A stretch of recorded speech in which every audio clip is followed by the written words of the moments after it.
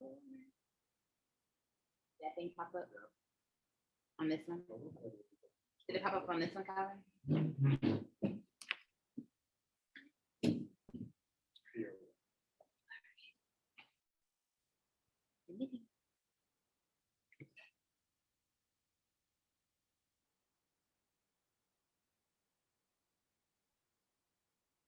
Good evening, everyone.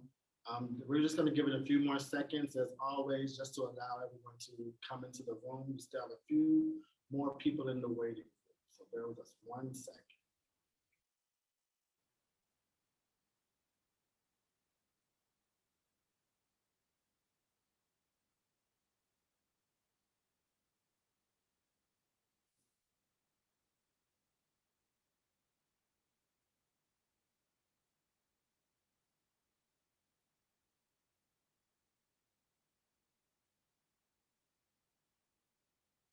All right, looks like everyone is in.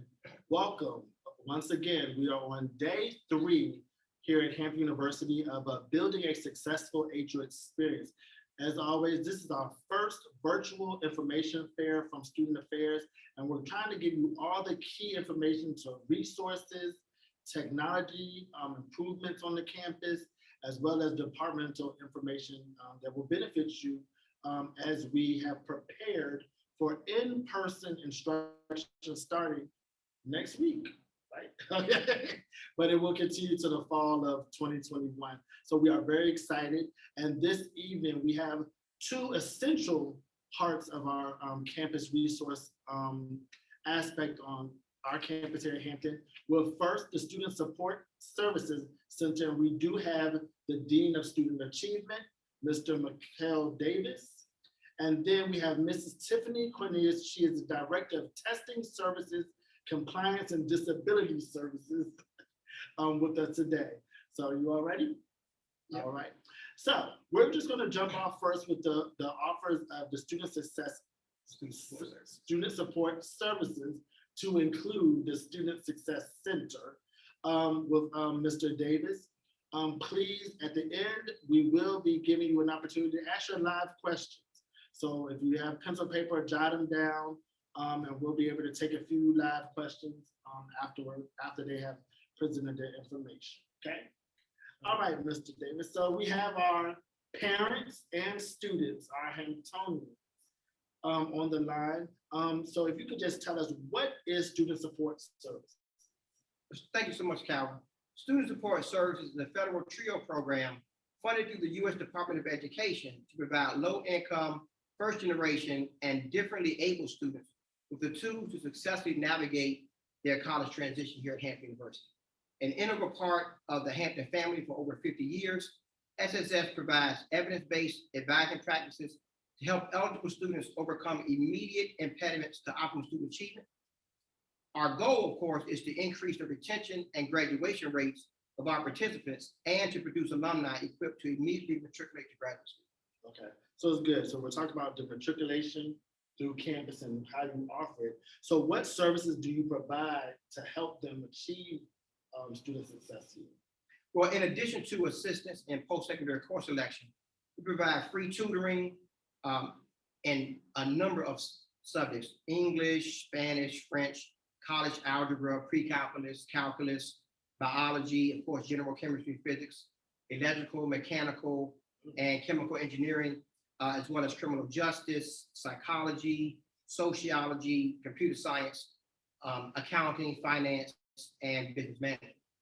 We also have expanded our tutorial program for the most difficult courses on campus, the historically difficult courses such as Introduction to Chemistry, Organic Chemistry, Pre-Calculus, and Physics via a program called Supplemental Instruction, which is evidence-based form of peer-led group study that equips students to integrate the most difficult concepts into their long-term memory by reviewing content in concert with other students. To date, those services have proven to be very effective. In this spring semester, for example, 77% of all Hampton University undergraduates make the Dean's List, despite receiving their instruction remotely due to COVID-19. In addition, 94% made satisfactory progress towards graduation, and an additional 96% of all students are in good academic standing. And that's in large part because 92% of every course taken by Hampton University students this past semester was completed with a satisfactory grade, a C or better. Okay, so correct me if I'm wrong. So some of your program does, you deal with high school students coming into it. Yes, we help students transition into the university, and more importantly, we help those students persist through the university for all 4 years and then help them go into graduate school. So as we often see here at Hampton and other HBCUs and colleges, we're, the population of students coming from high school to college, the numbers somewhat are going lower, especially during COVID. So how are your efforts impacting graduation rates amongst your program participants? Well, this past year, we're very proud to see that 6% of the participants in Student Support Services four-year program, our four-year graduation cohort received their diplomas this past May. An additional 13% of our participants will earn a diploma, a degree by August 2021. And our six-year graduation cohort graduated at a clip of 70% for the students who entered the university in 2015-16. So we're very proud that the students in our program are indeed graduating. So do you all have programs that would assist with after your four-year degree, like graduate school, post-graduate? Yes, for the past 8 years, we have coordinated a fall and spring graduate and professional school tour to expose undergraduates to graduate school options in medicine, law, education, business, and engineering.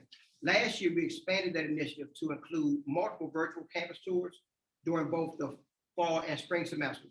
And during this upcoming school year, our students will have the opportunity to participate in virtual tours during the fall semester and in-person tours during the spring semester. So taken together, we think those efforts are the cornerstone of Hampton University's commitment, that not only to improve graduation rates, but also to increase the number of students who will be equipped for immediate matriculation to post-baccalaureate degree programs. Okay. So as I mentioned earlier, we all know that we are returning for in-person instruction post-COVID. So can you explain to them what tutoring will look like in the upcoming school year? That's a great question. Thank you for asking it. Undergraduate students may access virtual tutoring services via appointment request and Blackboard in the fall to include drop-in tutoring hours. We strongly encourage students to schedule appointments in advance and to schedule weekly sessions for at least 3 to 4 weeks out. We want to make sure that all students receiving tutoring receive the help that they need, and they will benefit most from tutoring if they receive it consistently over the course of the semester. So when students visit our website at hustudentachievement.org, they can click on the Schedule a Tutor Today button on the Tutor Center page, and they'll be instructed to create an appointment request account if they haven't already done so. And this is only a one-time process. Okay. And when they do that, they will see a list of all of the tutors and the courses that they tutor, as well as the tutor's respective availability. That way, students can schedule their appointment, and when they do so, they'll receive a notification email with their scheduled date, time, tutor, and a link to their virtual session. Drop-in tutoring is also available without an appointment via the respective links provided in the tutor profiles. So students, we would ask them to please consider drop-in tutoring only as an emergency or as a last resort, but it is available. And for more information about our tutors or supplemental instruction leaders, they can click on the individual tutor bios on our website. Okay. So will they also continue to have access to their peer mentors for the year? Yes. So of our 19 peer mentors and our 7 advisory board officers who support new students transition to the university, 3 students each will serve as liaisons who help us coordinate event logistics, market our events through our social media platforms, and help us recruit program participants. We will also benefit from 2 graduate assistants this fall, both of whom have expertise supporting students with documented physical and learning disabilities. And we're very excited about being able to provide further support for that population. All right. And one last question. Parents often have been asking us already, are your services free or they billed through insurance, anything like that? No, all of our services are free for all students that are eligible for our program. And if students are not eligible for our services through Student Support Services, they can receive many of the same services through the Student Success Center. But everything will be free. All right, so now we're gonna switch gears because you have a very important job as being dean because you hold the office over 2 departments. So everyone, that was the student support services. So now we're gonna transition to talk about the student success center, Okay. which is a little bit different, but still works the same. So can you tell them what the primary function of the student success center is? Great.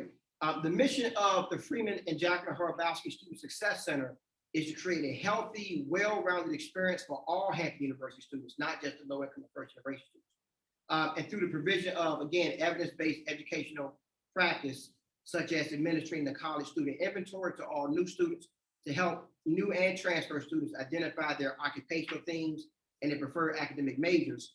And we also deploy an individual plan for academic success, or we call it the IPASS, to regularly monitor student performance throughout their time here at the university.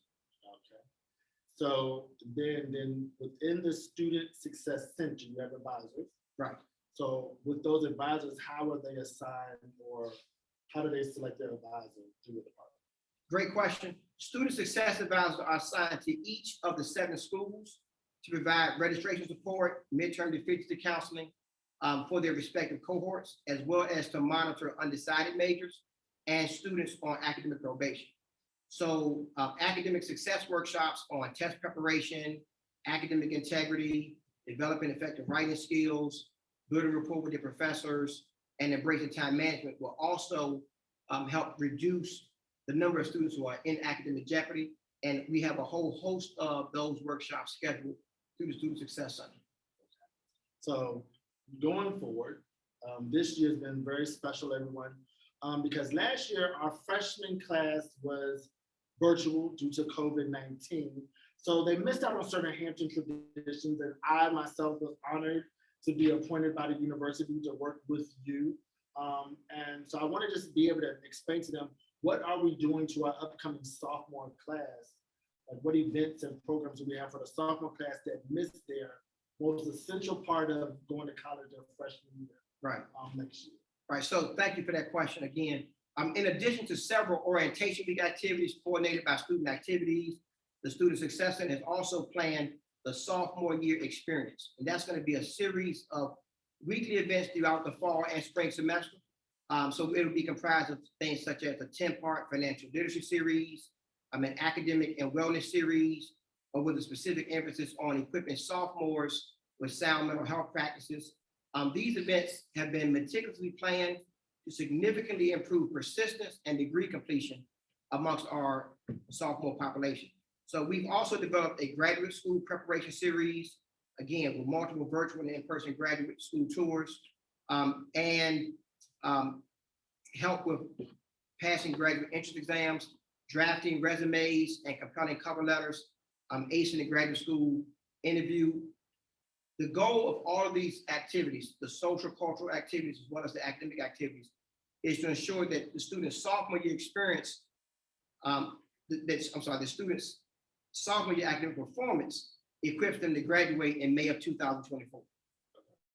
And so to that end, in addition to the academic, the career, and mental health programs, we are confident that students will enjoy many of the social cultural activities we plan with various offices around campus. All right, and I just learned this as well, but your department also works with transfer students. Yes. So what programs do you, or what services do you provide for our transfer students? Yes. So to welcome transfers and non-traditional students to Hampton University, we will expand services specifically designed to support students' decision to return to school. So after working and or managing life's responsibilities, so we have resources focused on balancing competing priorities, adjusting to traditional college life, retooling for academic success. And during new student orientation week, we'll conduct a specific transfer student fair on August 26th and have some additional activities on August 27th for this population. And all transfer students will receive information from our office about this in mid-July. Okay. So does the Student Success Center help undergraduates improve their writing? I heard you mention some writing seminars for the sophomore class. But is that open? Do you teach those same writings to, is that open? Yes, and in September of 2021, we're going to launch a Writing Resource Center, which will help students break the writing process into small parts.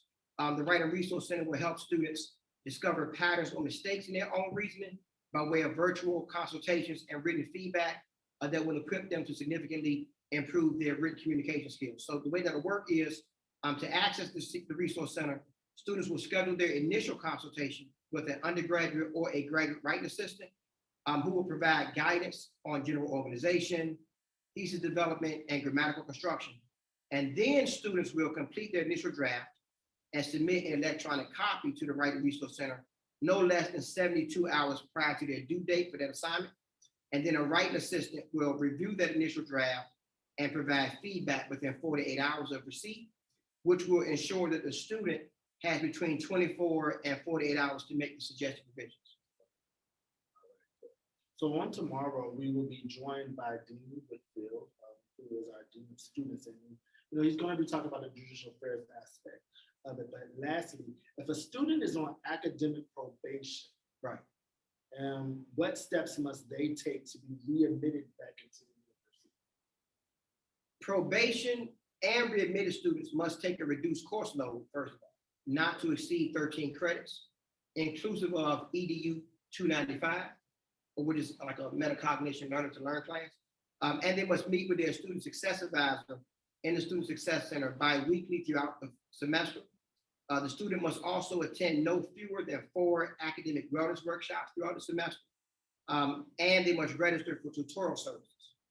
So students on probation and readmitted students must sign a contract giving consent to the Student Success Center to exchange information about their grades and their academic progress with faculty and the EDU 295 instructors as identified. All right, thank you. Thank you. Dean Davis. So now we're going to switch gears. Underneath the same umbrella, we have the director.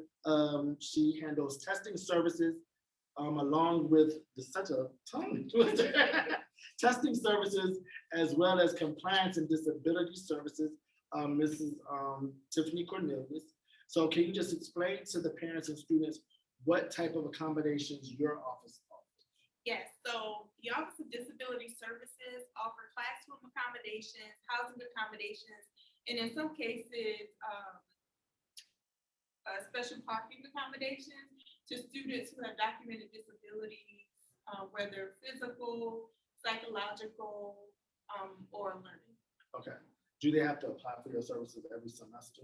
They do not have to apply every semester. Some students, although some students are covered for the full 4 years, there are cases where students are only qualified for temporary accommodations. Okay. But for students who have permanent accommodations, those accommodations carry them through their tenure at Hampton University. However, each semester, they have to request letters for their new professors, and that's done each semester. But they do not have to submit documentation unless they have accommodations that expire. Okay.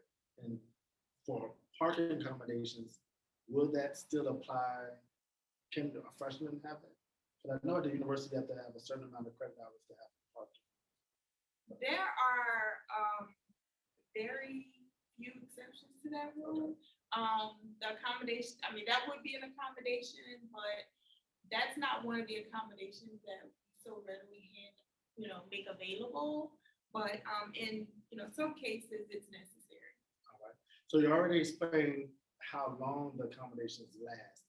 Could you explain about the approval process? How long does that take? Okay, so the approval process can take up to 10 days. And that's once we have all of the documentation that we requested. Included in that process is verifying that the documentation is legit. In some cases, we need additional information. The letters may expire. Like, for example, a student may submit a letter in 2021 that they had since 2015. That's out of our window of acceptance. So the 10 days give us an opportunity to review the documentation, make other requests, or approve the accommodation. Okay. Now we often, when talking about a lot of medical needs, does a person's psychiatrist or psychologist could be considered as a medical professional? Can they get a medical bill? Yes. Okay. And so one of the questions that we received previously was, a person who has not been recently tested, do you have suggestions where they can be receiving the testing? Like, how do they get tested if they haven't been tested before coming to college? So for students who had not been, in some case, the cases kind of vary. So you may have a student who has not been tested, let's say in 5 years. However, they have a relationship with their medical professional that has continued since their original testing. That medical professional can write a letter, although the test is, 5 years old. In some cases, there are students who may not have been tested since grade school or elementary school. In those cases, we would refer the students to, or depending on the need, we would refer those students to the Student Counseling Center. They have professionals there that could assist them if they have emotional or psychological needs, or if it's something that they need outside of that window. The Student Counseling Center has a list that they would refer the student to off campus as well. All right. And then a parent asked, if her student had an IEP in high school, will that transfer to college?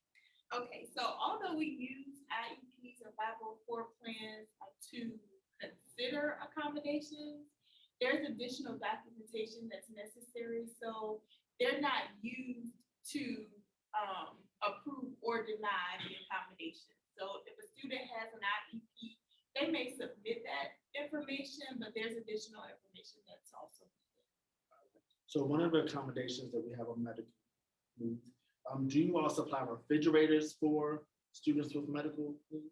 We do not supply refrigerators, nor do we approve accommodations for refrigerators. We refer those students over to the Student Health Center to request permission to bring a refrigerator to campus. And what about support areas? Do we allow those areas? With the necessary documentation, support animals are. All right, everybody. So I know there's been a lot of information, but it's good resources for all of you all to hear. So we have two aspects. We have the Student Success Center with Student Success Support Services, and then we have our testings and compliance and disability services. So now we want to hear from you. If you all can, we're just going to take a few questions. And as always, just raise your hand in the system and I'll be able to call on you. And so far we see one name, our friend, Jay Scott. Welcome. Good evening again. I guess in regards to student support services and I guess Student Success Center, I have two questions. In regards to, I guess three, in regards to your tutors, are they the tutors like grad students or upperclassmen or outside personnel? That's a great question. The tutors are either Hampton University undergraduates or graduate students, and they are all trained in the College Reading and Learning Association's certification protocol. So we have 7 training modules that they must attend and pass to be certified each year. Our tutor center is currently certified for the next 5 years through the College Reading and Learning Association. And those students are, in addition to conducting monthly trainings, they are also observed. All of our tutoring sessions are also recorded so that we can ensure that we are providing the appropriate tutorial services, and so we can evaluate those tutors and improve upon their performance. Okay. I believe, I don't know if I heard you correctly, but is it correct that all tutoring will be virtual? There would be no in-person, person-to-person tutoring during the fall semester? We will have both virtual and in-person options, of course, with appropriate social distancing, but we will be able to accommodate students who need tutoring in either format. But you'll have to go through your website and schedule your appointment or whatever, whether you're doing virtual or person-to-person. Yes, ma'am. And Okay. we're encouraging students to utilize the virtual service when possible. we also understand that many students will feel more comfortable in a face-to-face environment. And so we have appropriate plexiglass barriers in our tutorial center so that no one will be at risk of contracting COVID-19 while receiving those tutorial services. And is your drop-in also virtual or person to person as well? Yes, ma'am. We will accommodate drop-in tutoring via virtual as well as in person. Okay. And I know the host had mentioned, was talking about, I guess, writing in regards to undergrad, because I think you had talked about the sophomores. I was wondering, like my son, he goes to a local college here at home, and at his college, they have like, I guess like a writing center where he Yeah. could submit his papers within a certain, I guess, it's like a 72-hour time frame, and they could critique it, give them feedback, and then he could take their comments or whatever. I thought you said something that was similar to that. I was just wanting to make sure. Yes, ma'am. Our program runs almost exactly as you just described. It is that same 72-hour turnaround time. It's provided that they give us 72 hours notice. We can then turn it around and give them between 48 and 24 hours notice, so that, with the feedback, so that they can then have adequate time to make those corrections and submit those papers for satisfactory grade. Okay, well, thank you so much for your help. Thank you. All right, and Ms. Scott, your student is going to be a freshman this year, correct? Yeah, my daughter will be a freshman. Okay, yeah, so definitely, as we explained earlier this week, we will have information fair when they get here for NSO week. So they'll be Okay. able to meet Dean Davis at that time. Okay, all right, thank you so much. Always encourage all the students to sign up for the Student Success Center, because they really have a lot of beneficial events throughout the year. Okay, thank you. All right. All right. Next, Shakisha Jones. Good evening. My question is surrounding how do you know if you qualify for the student support or student success? Is that some type of notification that we will receive?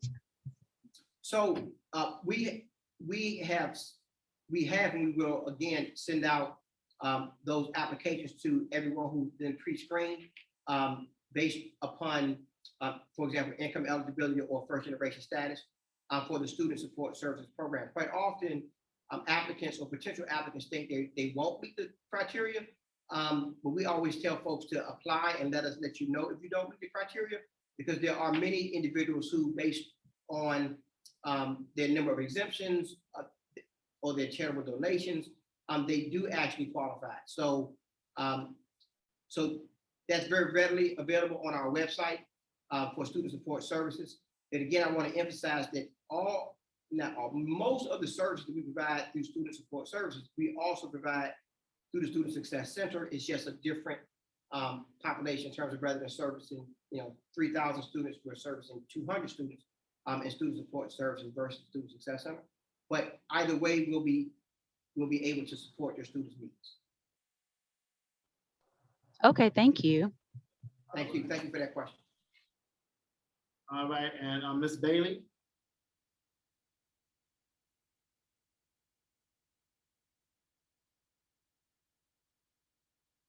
Kaylin Bailey, you have a question?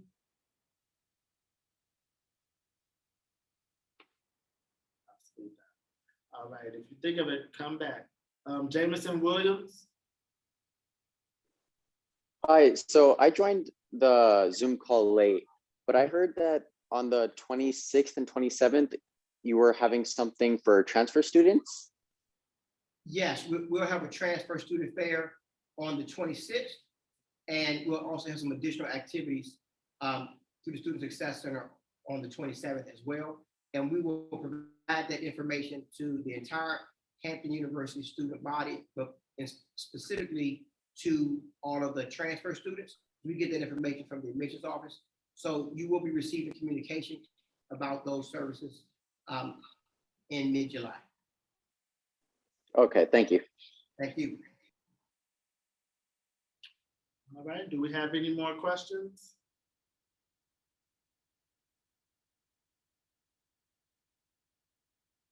All right. Seeing none, I would like to thank you, Dean Davis and Mrs. Cornelius, for joining us today. As always, if you did join us late on today, please check out our YouTube channel underneath HU Student Affairs. All videos will be loaded. The previous ones from earlier this week are already up there. And then the ones from this evening will be up there by midnight on this evening, Eastern Standard Time. So we do ask you to join us then. And I do see Ms. Bailey, I'm gonna go ahead and get you. So ask your question. I see you raised your hand. Yeah, hi, my connection isn't super great, so if you could just let me know if you can hear me or not, I'd Yeah, we can hear appreciate you. it. That's fine. What's up? Okay, so I am coming in as a transfer student, and I just had a couple of questions that I wanted to ask. Okay. Yeah, so hold on. My first question is, I know you had previously mentioned it before, but are there any programs or clubs throughout the school year that help transfer students acclimate to campus life? Yes, we have a number of services specifically targeted for transfer students. We'll discuss those in depth at the transfer fair, but we'll also send out some information to you and to every other transfer student about the specific targeted interventions we want to have in place for you all. There are a number of activities, academic, social, cultural, and otherwise, that we know will lend to your success. And so we look forward to meeting you, and we look forward to ensuring that you have a successful transition to Hampton University. Awesome. Okay, thank you. And then my next question was, is there an academic advisor for transfer students that I could speak to about class registration? Yes, I want you to, and we'll put this in the chat. I'm going to get your information, but I want you to email me at student success CTR. Again, that's student success CTR at hamptonu.edu, and we will return a response to any questions you have before the close of business tomorrow, and we'll provide you with some specific targeted information about how we can help you as a transfer student. Okay. So then, could I also, in that email mention if there are any mandatory classes I need to take as a transfer student? Yes, and we've been receiving the transcripts from each of our transfer students, so we can see exactly what course you have taken, what course you need to take, and so an advisor I will ensure that an advisor reaches out to you tomorrow to help you get your schedule set up before the close of business on Friday. Okay, awesome. Yeah, because then my last question was just going to be that I did send in my transcript to admissions. Yes, ma'am. And I haven't heard back from anyone yet. So should I just wait for that email that you're speaking about? Yes, I will ensure that you receive a response back tomorrow. Okay, thank you so much. Should I drop my Hampton email in the chat? Or Yeah. it's the chat. You put your name in your HUID. In the email? Yes, I apologize. When you do it in the email, yes, we'll be able to reach out to you tomorrow. Awesome. Okay, thank you so much. Thank you. Thank you for your question. Thank you. All right, I'm glad that you were able to get that in before we hung up.